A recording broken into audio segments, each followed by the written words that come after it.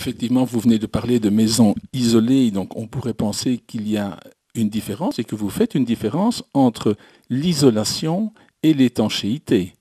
Est-ce que vous pouvez nous dire un petit mot sur les différences techniques peut-être dans la construction que vous voyez entre l'étanchéité de la maison et son isolation? L'étanchéité, c'est un mot qui est important maintenant depuis très peu de temps, puisqu'on parlait d'isolation depuis très longtemps, en basse énergie. Donc l'isolation, c'est quoi? C'est le fait de mettre plus d'isolant au niveau des murs, de la toiture, de la chape.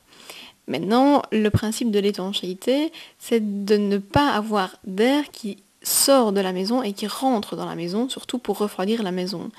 Donc, c'est un peu le principe si on vous dit, vous isolez votre maison, mais vous laissez une fenêtre grande ouverte. Vous avez beau mettre 10 ou 20 cm d'isolant dans les murs, si votre fenêtre est ouverte, vous allez quand même avoir de l'air froid. Et bien, c'est le même principe. L'étanchéité, elle vient en plus de l'isolation pour combler tous les endroits où il pourrait avoir des ponts thermiques, donc des endroits où l'air pourrait rentrer et donc refroidir la maison. Et là, ça peut être des tout petits détails, comme simplement dans le seuil d'une porte d'entrée, par en dessous de la porte d'entrée, on a chaque fois de l'air qui peut rentrer. Et dans notre nouveau cahier des charges basse énergie à haute performance, on prévoit ce qu'on appelle un seuil suisse, qui est une petite lamelle qui vient se mettre au niveau du seuil et qui vient faire rendre complètement étanche la porte d'entrée quand elle est fermée. Donc c'est tous des petits détails comme ça qui au niveau de la maison passive sont extrêmement importants puisque la maison passive, elle, est une appellation contrôlée et donc l'étanchéité est vraiment contrôlée à la fin du chantier par un test.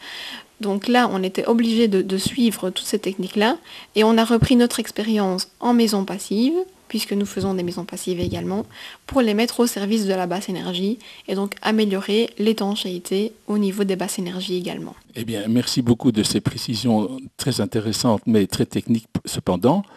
Alors, si vous voulez bien, nous allons faire une petite pause musicale et nous nous retrouvons dans quelques instants pour continuer notre découverte sur les maisons basse énergie et maisons passives.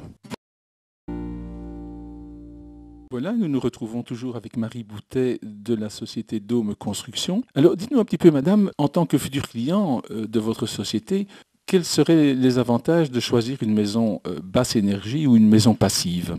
Nous proposerons les deux. Maintenant, il est clair qu'une maison passive, étant donné que c'est une appellation contrôlée et que c'est vraiment le summum de l'isolation et de l'étanchéité, le prix est un peu plus important.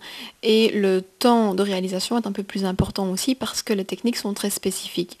Donc, le meilleur rapport qualité-prix, ça reste une basse énergie à haute performance, comme nous la proposons, qui vous garantit un coût de chauffage de 35 € par mois, donc c'est vraiment très très faible, et qui au niveau prix d'achat reste très abordable puisqu'on est autour de 125 000 € pour 135 mètres carrés.